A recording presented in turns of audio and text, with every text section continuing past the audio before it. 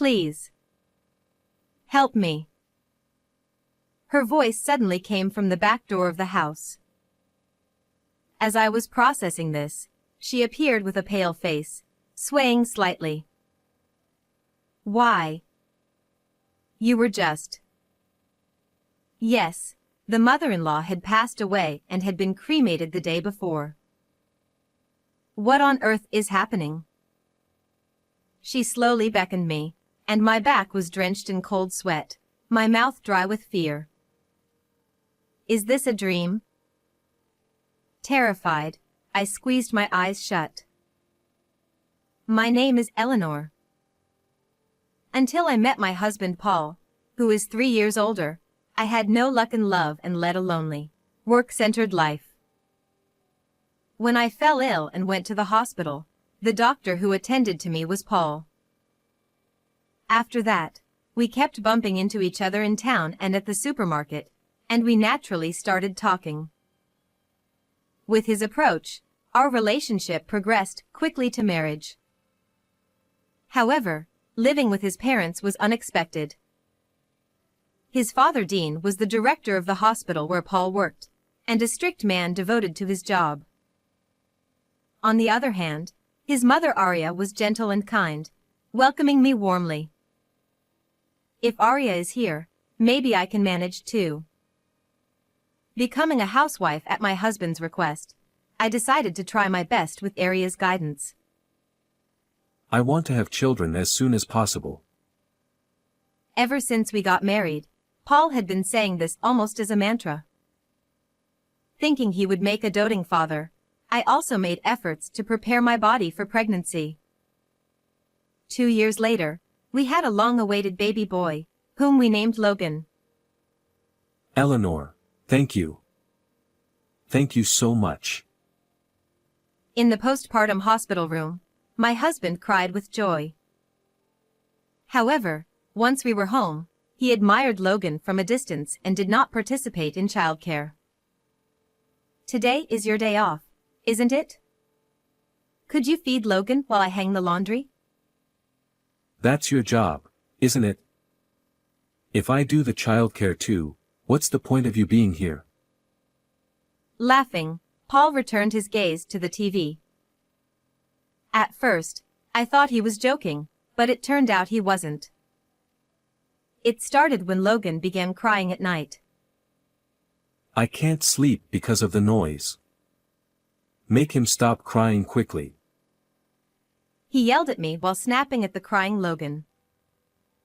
Startled by his voice, Logan cried even more intensely, so I took him to the living room to soothe him. But he wouldn't stop crying, and as I was at a loss, Paul drove us to the entrance. Don't come back until he quiets down. If I become sleep-deprived, many patients will be inconvenienced. You're his mother, so get a grip.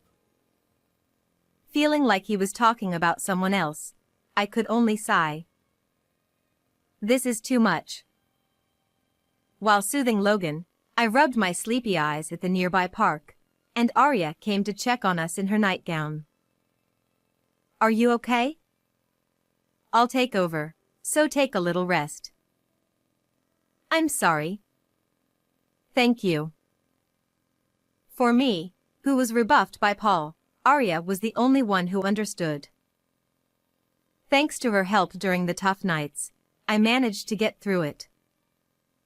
But the difficulties continued. When Logan started eating solid food, Dean began to strictly manage our household finances. You've been spending too much lately. Aren't you living too freely on someone else's money?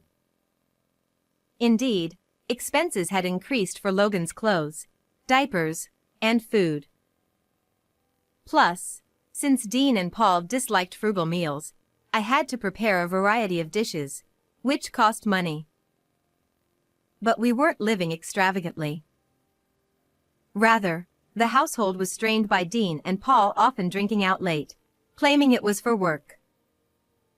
Still, they refused to change their behavior and started cutting back on the money they gave us. Since you're only doing housework, we don't need to give you extra money. Exactly. Even if your clothes are worn out, you can still wear them. You don't deserve any luxuries like we do. Paul laughed and agreed with his father's harsh words. For them, drinking out was more important than supporting the family. But we're already making do with very little money. If you cut it any more, I'll have to reduce Logan's meals. Then stop eating yourself. Are you prioritizing your own appetite over your child's? I had no words for Dean's cold response. As I was speechless, Arya gently placed her hand on my shoulder and stepped forward. That's too harsh. Eleanor is always working hard for the family. That's natural since she stays at home. Isn't it presumptuous to think she can be equal to us without earning? Dean's words were accompanied by Paul's nod and smirk. The kind, gentle face Paul once had was gone. Proud of being doctors, they looked down on housewives like me. Then I'll work. Eleanor is still busy with childcare, but I can work. Dean looked startled by Arya's sudden declaration. Times have changed. It's time to stop thinking of women as servants. We have value too. You're quite bold. If you're so determined, I'll find you a good job. Dean exchanged a smile with Paul and left the room. After they left, I immediately ran to Arya. I'm sorry.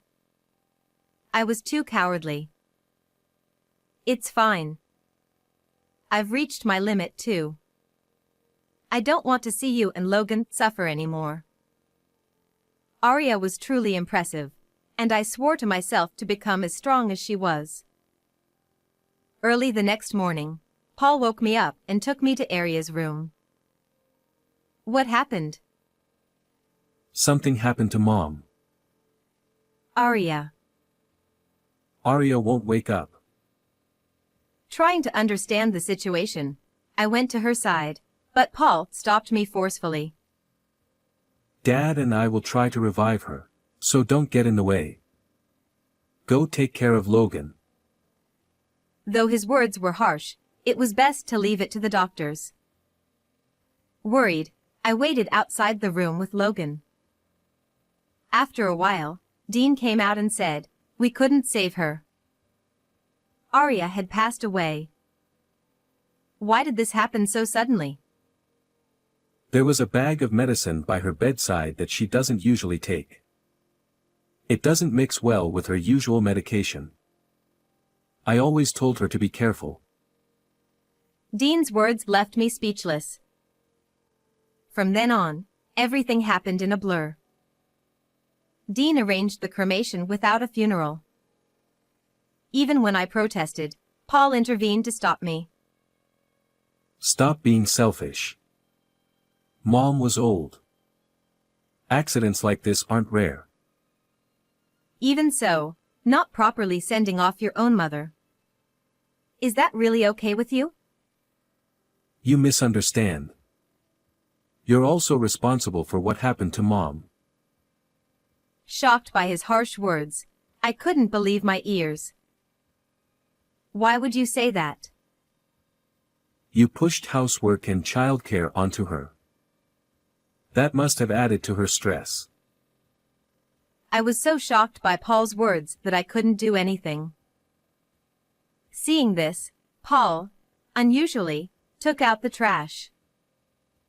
While I was in shock, Dean efficiently handled the procedures, and I couldn't properly say goodbye to Arya. I wasn't even allowed to attend the cremation. Dean did it alone. From now on, you'll do all the housework. No more slacking off. Dean's cold words deeply wounded my still grieving heart. The day after the cremation, I was still feeling down, but Paul and Dean cheerfully talked about going to the insurance company. Dad took out life insurance on Mom. We're going to talk about it, so make sure to do the housework properly today. Once we know how much the insurance payout is, let's have a lavish meal tonight. Ignoring their insensitive conversation, I continued with my chores alone. About an hour after they left, I heard a noise from the back door. Please. Help me. Then I heard Aria's voice, even though she was supposed to be dead. Am I hearing things? Thinking that, I went to check and found Aria standing there. What? How? I was so shocked that I couldn't speak. Aria had been cremated the day before. Then, who is this? As I thought about it, chills ran down my spine. Come here. Noticing me, she beckoned me over. My legs trembling, I slowly walked towards her. Aria. When I asked, she confirmed Paul and the others weren't around and nodded firmly. I have to tell you something. Please listen before they notice. The warmth of her hand gripping mine proved she was indeed alive. What she revealed next was an unbelievably horrifying truth. After hearing everything, I felt a deep, unrelenting anger. Don't worry, I'll help too. This is unforgivable. My mother-in-law left to hide again, and as I watched her go, I resolved to take revenge on them.